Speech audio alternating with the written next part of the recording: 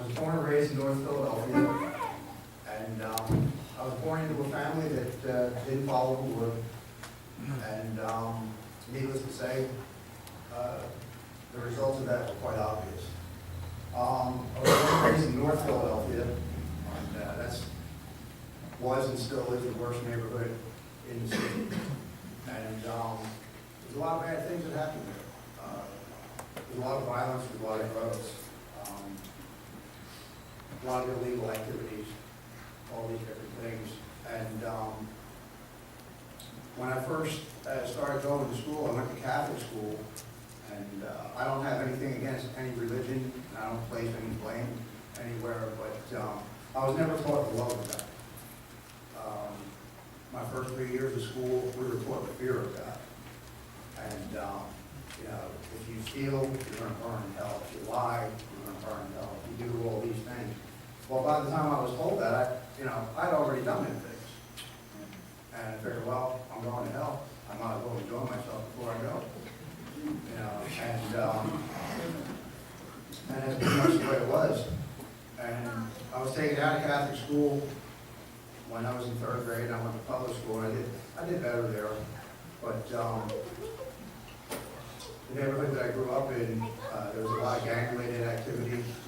As I said, there's a lot of drugs, everything. Saw a lot of death. Saw death as a result of violence, as a result of drugs and alcohol, people's carelessness, selfishness, all these different things. And my concept of God was totally distorted. And like I said, I don't place blame anywhere, but when you see certain leaders that, they go on TV and so forth, and you see them fall, and then you're taught the fear of God and so forth. I always thought that, the only type of Christian was a fake Christian. I never believed that there was any such thing as a true Christian. And I lived my life most of that way, thinking that. And when I was 31 years old, I had moved from the Philadelphia area into Lancaster County. And I was there, I guess, for about maybe 2 years before it really started to set in on me that there actually is such a thing as a true Christian and people that actually live for the Lord. Lancaster County is a Christian county. It's mostly Amish. But there's a lot of good Christian people in Lancaster County. And that's where I met the Lord. That's when I found out about the love of the Lord. That, Jesus really does care about us. And that he loves us. And that he actually did die for us. That the Father loved us so much that he sent his one and only Son for us. And it wasn't until I started seeing some things on TV when I was living in Lancaster County where like somebody's house had caught fire and they lost everything, and they would come on the news and they would start some kind of a fund, and they got so much money from the people around the county to help these people out that they had to tell them to stop sending it. And where I grew up in Philly, you don't talk to people that you don't know. And that has literally gotten some people dead. And so I learned at an early age not to get too close to people. And that's something that I still struggle with today. But that's something that the Lord is leading me to. When I came to Florida, I found out that the southern lifestyle was quite different than the northern lifestyle. People are a lot more open, and they're a lot more friendly. And I'm not like that. Not yet. But, I lived a life of drugs and alcohol and self-centeredness for a very long time. And it got me absolutely nowhere. I found 2 girlfriends and a roommate dead as a result of drugs and alcohol. And it's not fun finding dead bodies. And it's even less fun when you're being investigated for suspicious deaths when there's no foul play involved. But this is what the result of sin got me and other people. The wages of sin is death. And I can stand here and tell you that beyond the shadow of any doubt that I should be dead. But the Lord had other ideas. And in October 1986, from living on what I thought was the right way to live and so forth, I ended up with a bullet in my chest. And my ex-wife, she's a nurse, and I never lost consciousness from the time that I got shot until well after surgery was over. When I went through the surgery, they gave me the drugs to knock me out, they gave me the drugs to paralyze me, but I didn't go to take me under. And when I came out of it, I told my ex-wife about this, and she said, well, that's impossible, and you must have been hallucinating. I gave her a detailed account of everything that happened. I was answering medical questions that she knew I didn't have answers to. I was giving her procedures that I didn't know.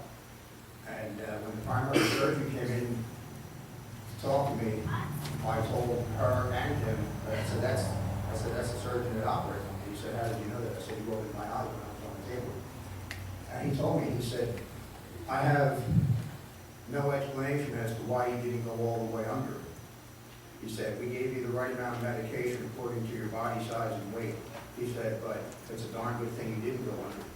And I said, why is that? He said, because you wouldn't have had the will to fight. I never saw anybody survive that kind of damage before.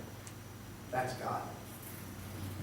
I mean, medical science doesn't have an explanation for that. You know, and prior to that, you know, I always believed in my mind that, you know, nobody goes before their time. Seeing people die in situations that were freak accidents, and then seeing other people survive situations that they shouldn't have. You know, but when I went through it myself, that's when I started believing in my heart that there really was a God, and that, yeah, He wanted me here for something. And that didn't begin to take effect until many years later, when I came here to Yulee, Florida. I came down here and I was still using drugs and alcohol, and I ended up in my own apartment feeling despair beyond the point of explanation. And I remember praying out to God again, you know, take me out of this and do something. And it wasn't a foxhole prayer where it was like, you know, if you take me out of this, I'll never do it again. I just wanted out, you know, and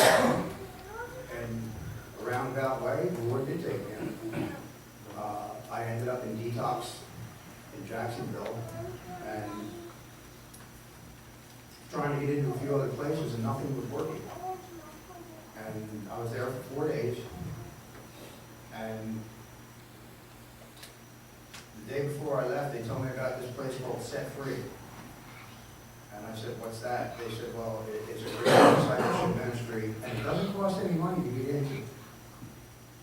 You know, and I was in between checks at the time, because I had spent all my money drinking and using drugs.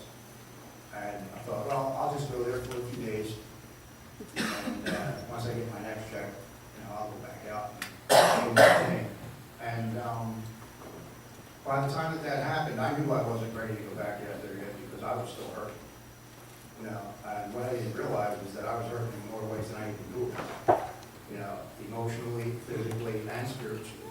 And after I had been there, I'd say at least a couple of weeks, I felt the Lord placing it on my heart really strong to stay put. You know, I want you to stay put and set free, and I want you to learn what I want you to learn. And I got saved in 2000, and when I was still living on Pennsylvania, and you know, I gave my life to the Lord then, but I wouldn't even say that I lived for Him half-heartedly. You know, I did some things that He wanted me to, but I was still doing other things that I wanted to do that wasn't of the Lord. And it got me nowhere. And after I had come here, what I didn't realize was that the Lord had been calling me for quite some time. And He'd been calling me to ministry. And when I decided that I was going to do what the Lord wanted me to, I had no idea what I was in for. I am being tried and stretched in many different ways, that, you know, and doing things that I didn't want to do, didn't think I could do, but the Lord said that I can, and I'm doing it. You know, after I had been set free for a while, they asked me to take a trusted position there, taking care of drinks. And that meant that I'd have to be in an area in the house where not just anybody can go in unsupervised. And from there, I went on the kitchen staff. And from there, I was asked to be an overseer. And when I was asked about that, I was like, are you kidding me? Really? I can't say enough about Stephanie. You heard me once again. And yes, it is all the Lord. But to see, you know, to be behind the scenes, when I first started going into the kitchen, you know, I was in areas where I could see firsthand what it took to get this ministry up and off the ground and running. And Pastor Mark Yaman and Pastor Mark Sauer, I was watching you guys the whole time that I was there when I was on phase 1. And I didn't know anything about overseers. There was no talk about it at that time. And I'm saying to myself, these guys are going to burn out. This place ain't going to make it. You know, and I mean, it takes a lot. And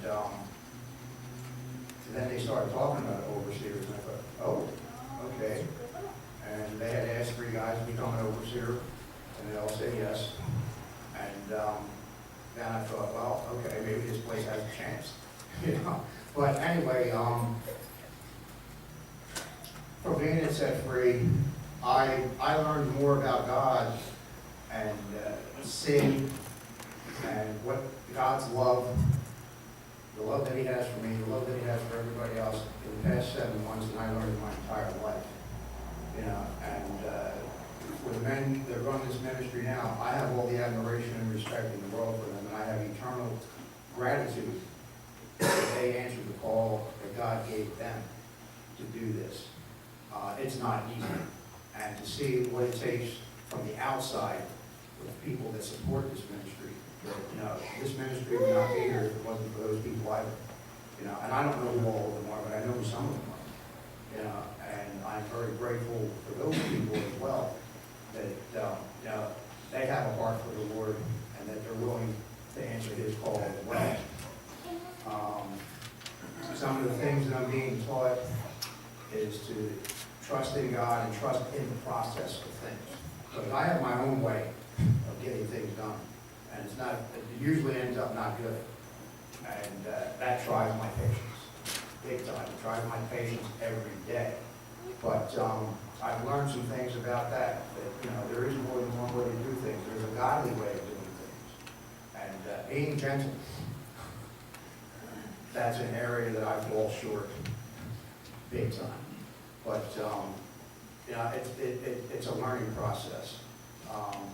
It's not something that got that way overnight, and I wish it would change overnight. But you know, it's going to happen on God's time. But you know, one of the hardest things that I find about being at Century and being tried by the Lord in all these different ways is just staying there. You know, especially when you can go somewhere else, you have the money to get your own place, and so forth. It's a challenge and it's a temptation every day. You know, but I know that the Lord does not want me to leave prior to Him wanting me to leave. And you know, as I said, I learned a lot, and I'm still learning a lot. And I thank God for guys like Steve. You know, I see how he handles situations, how he handles people. He's a real people person. You know, and many times he said to me, well, what can we do next? When I'm stressing out over a particular situation about something, what's the next right thing to do? Well, we can try this and we can do that. And I trust in that, and I see how it works out. And I find out that, you know, the Lord has a way of doing things that work far better than anything that I would ever even come up with. I know that, well, I'm pretty sure that, you know, I'm going to be called into a position of leadership once I get out of here, and I think that most of that's going to pertain with my family. But, you know, ultimately, I don't know what the Lord has once I leave here, but I'm willing to follow His direction today. You know, I have seen the results of what the Lord has done in other people's lives since I've been at set free. And one of the things that gives me the biggest joy is watching men change. Seeing how they are when they come in, and then seeing how they are when they leave. Or since, some of us have been there since the beginning, there's still a pretty good handful of us left. And we're not the same people that we were when we came in there. And that's one of the things that gives me the biggest joy. I thank God for His ministry, and I thank God for giving me another chance. And that's all I have. Amen.